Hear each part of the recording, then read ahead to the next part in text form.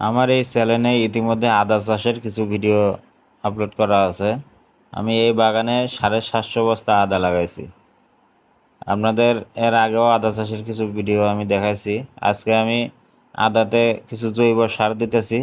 আপনারা দেখতে পাচ্ছেন যে আমার দাদা প্রত্যেকটা বস্তায় 10 থেকে 15 গ্রাম করে জৈব সার দিতেছে।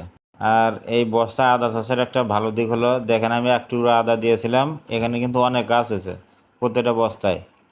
আর আমি এটা মাটিতেও করতে পারতাম, কিন্তু যেহেতু আমার সুপারি বাগান, তাই এর ভেতরে খোরাখুরি করা যাবে না, তাই আমি বস্তাতে লাগাইছি। মাটিতে করলে অনেক ঘাস হতো, এগুলো আবার ঘাস নিড়াইতে অনেক কামলা খরচ যেত।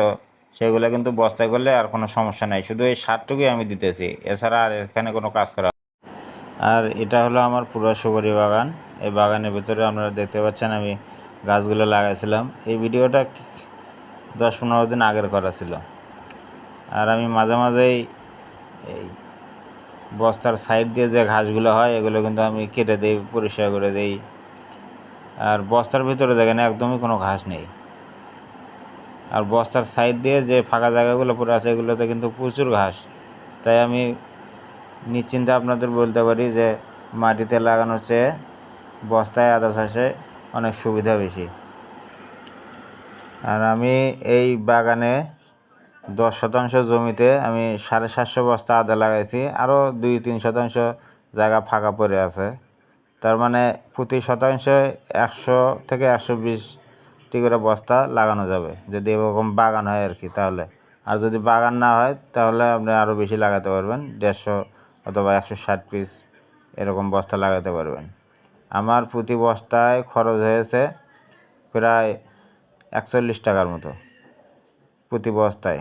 আরও আদা ওঠা পর্যন্ত সার দিতে হবে, এগুলো সহ এত 43 টাকা 44 টাকা মতো খরচ হতে পারে। তাই আমি 45 টাকা ধরে নিলাম আমার প্রতি বস্তায় খরচ।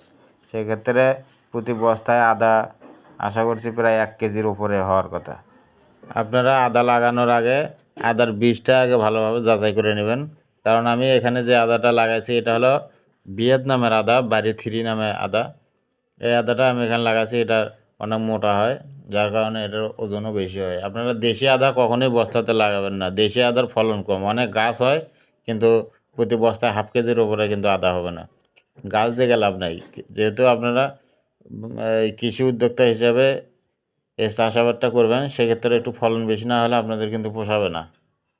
আর এই আদা চাষ কেউ ফাঁকা জমিতে করবেন না।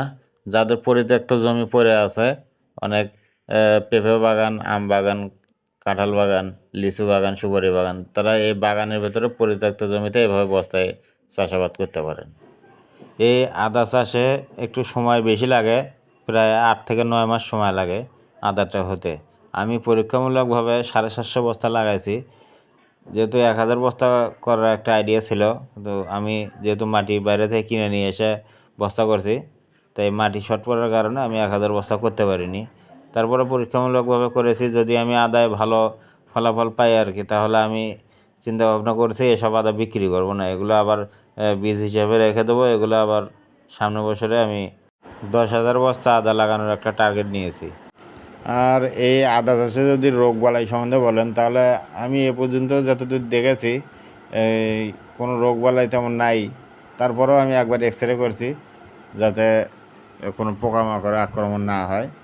আমি এই আদা আমার লাগানোর পর থেকে 3 মাস হলো, 3 মাসে আমি একবার এক্সরে করছি, আর এই প্রথমবার এখানে একটু জৈব সার দিতেছি।